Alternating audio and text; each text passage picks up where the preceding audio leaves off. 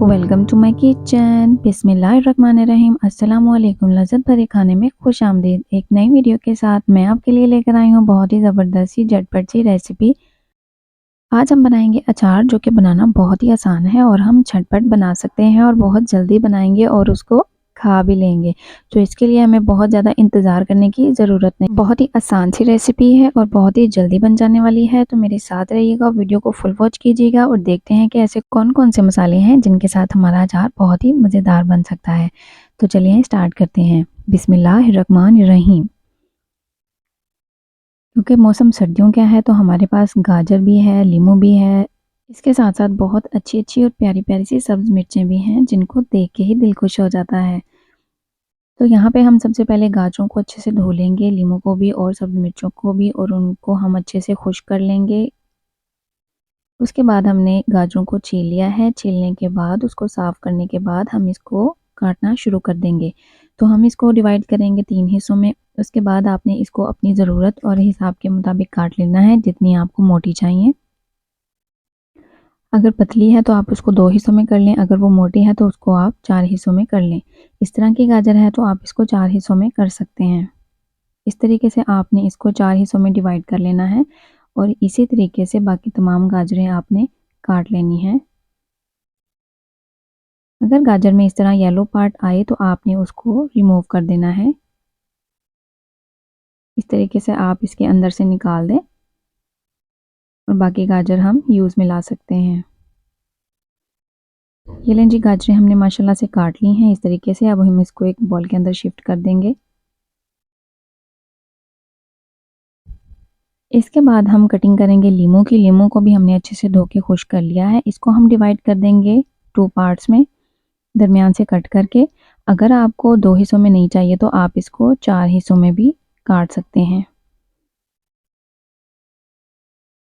2 हिस्सों में काटा हुआ ज़्यादा अच्छा लगता है, और अगर आप छोटे खाना पसंद करते हैं तो आप उसको 4 हिस्सों में इस तरीके से काट सकते हैं। इसी तरीके से आपने काट लेना है।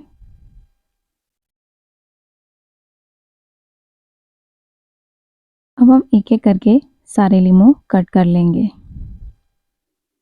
लीमू कट हो चुके हैं। अब इसको भी हम शिफ्ट कर देंगे बॉल में इस तरीके से। इसके बाद बारी है सब्ज़ मिर्च की। तो आपने सब्ज़ मिर्च की ये डंठल जो है इसको उतार देना है। अगर आपने इसको साथ रखना है तो आप इसको साथ भी रख सकते हैं। यहाँ पे देखें, जो हमने डंठल उतारी है उसको हम पूरी मिर्च को 2 हिस्सों में तकसीम कर देंगे इस तरीके से। इसके बाद हम डंठल के साथ लेंगे तो उसको हम दरमियान से ही कट लगाएंगे इस तरीके से। उसको हम पूरी हाफ नहीं करेंगे। इस तरीके से हम सब्ज़ मिर्च को भी काट लेंगे।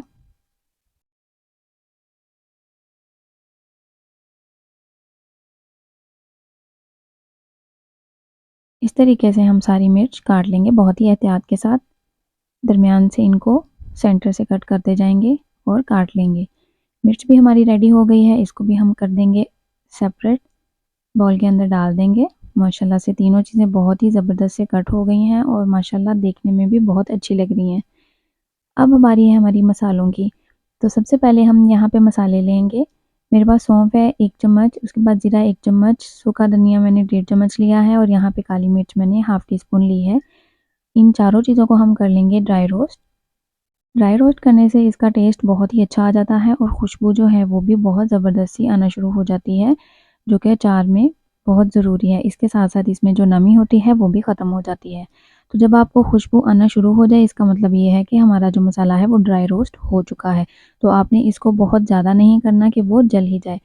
जब इस तरीके का हो जाए तो आपने इसको फ़ौरन उतार लेना है और खुशबू आने लग जाए तो हमारा जो मसाला है वो रेडी है। इसके बाद अब हम इसको निकाल लेंगे।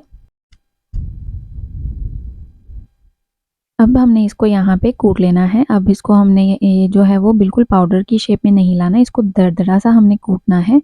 तो ये देखें, इतना हमें चाहिए, इतना हमने कूट लिया है, इससे ज़्यादा बारीक हम नहीं करेंगे। इसको शिफ्ट कर देंगे हम एक अदद प्लेट में।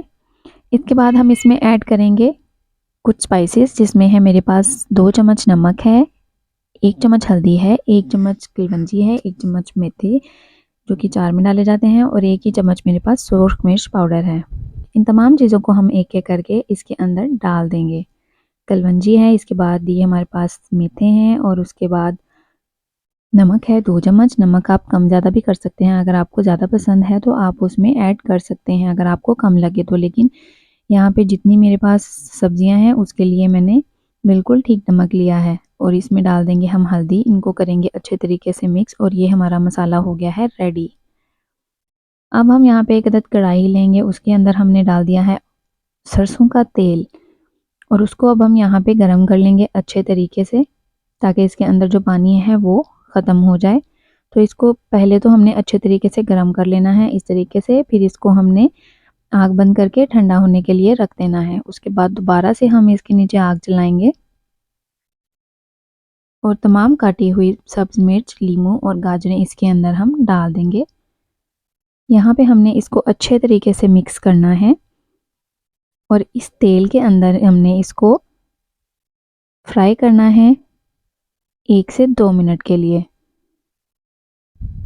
یہاں پہ دیکھیں یہ اچھی طریقے سے آئل کے اندر فرائی ہو چکی ہیں، اس سے زیادہ ہم نے نہیں کرنا۔ کلر ماشاءاللہ ان کا بہت زبردست آپ کو نظر آ رہا ہے، اسی طریقے سے خوشبو بھی ان کی بہت زبردست آ رہی ہے، جب آپ بنائیں گے تو آپ کو ضرور محسوس ہوگی۔ تو یہاں پہ دیکھیں ہمارے 1 سے 2 منٹ پورے ہو چکے ہیں، اور جو سبزیاں ہیں وہ اس کے اندر اچھے سے کوٹ ہو چکی ہیں آئل کے اندر۔ اس کے بعد ہم نے اس کے اندر ایڈ کرنا ہے مسالہ، جو کہ ہم نے ابھی فریش ریڈی کیا ہے۔ اس کے اندر ہم ڈال دیں گے مسالہ، اور اس کو بھی کر لیں گے اچھے طریقے سے مکس، تاکہ جو مسالہ ہے وہ مرچوں کے اندر بھی چلا جائے، اور لیموں میں بھی، اور گاجروں کو بھی اچھے طریقے سے لگ جائے۔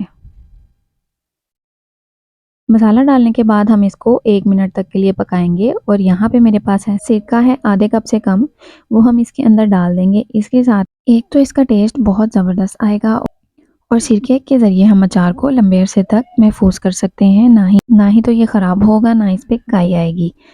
تو آپ نے اس طریقے سے اس میں ڈال کے اس کو 1-2 دفعہ گھما لینا ہے، اور ہمارا اچار ماشاءاللہ سے بالکل ریڈی ہے۔ اب ہم اس کو رکھیں گے ٹھنڈا ہونے کے لیے۔ ٹھنڈا ہونے کے بعد ہم اس کو شفٹ کر دیں گے ایک پلیٹ میں۔ یہ دیکھیں ماشاءاللہ سے ہمارا جو اچار ہے بہت زبردست ریڈی ہو گیا، اور خوشبو اتنی مزے کی آ رہی ہے کہ آپ بنائیں گے تو آپ کو ضرور پتہ چلے گا کہ کتنی زبردست خوشبو ہے۔ تو یہ اچار جو ہے یہ کھانے کے لیے بالکل ریڈی ہے۔ آپ اس کو ناشتے میں کھا سکتے ہیں، آپ اس کو اسپیشلی چاول کے ساتھ کھا سکتے ہیں، روٹی کے ساتھ کھا سکتے ہیں، پراٹھے کے ساتھ کھا سکتے ہیں، کیونکہ اچار ہے تو اچار کبھی بھی اور کہیں بھی ہمارے لیے بہت ضروری ہے۔ تو اچار ضرور بنائیں، اور جھٹپٹ بنائیں، اور اس کو کھا بھی لیں۔ تو یہ دیکھیں ماشاءاللہ ماشاءاللہ بہت ہی مزے کا ہمارا اچار جو ہے وہ ریڈی ہو گیا ہے۔ آپ نے بھی یہ ریسیپی ضرور ٹرائی کرنی ہے، نہ ہی بہت مہنگی ہے اور نہ ہی بہت محنت والا کام ہے، اور مسالے جو ہیں وہ بھی ماشاءاللہ ہم نے گھر میں ریڈی کیے ہوئے ہیں۔ تو آپ یہ ریسیپی ضرور ٹرائی کیجئے گا۔ اس کو محفوظ کرنے کے لیے آپ اس کو کسی جار میں یا بوٹل میں ڈال کے رکھ سکتے ہیں۔ اگر آپ کے پاس شیشے کا جار ہے تو آپ اس میں ڈال کے رکھ سکتے ہیں، اگر آپ کے پاس پلاسٹک کی بوتل یا کوئی اچار کی بالٹی ہے تو آپ اس کے اندر بھی اس کو ڈال سکتے ہیں۔ تو یہ دیکھیں ماشاءاللہ سے ہمارا اچار بہت ہی زبردست جو ہے وہ لگ رہا ہے، اور یقیناً آپ کے منہ میں بھی ضرور پانی آ رہا ہوگا۔ تو یہ رہا ہمارے پاس جار۔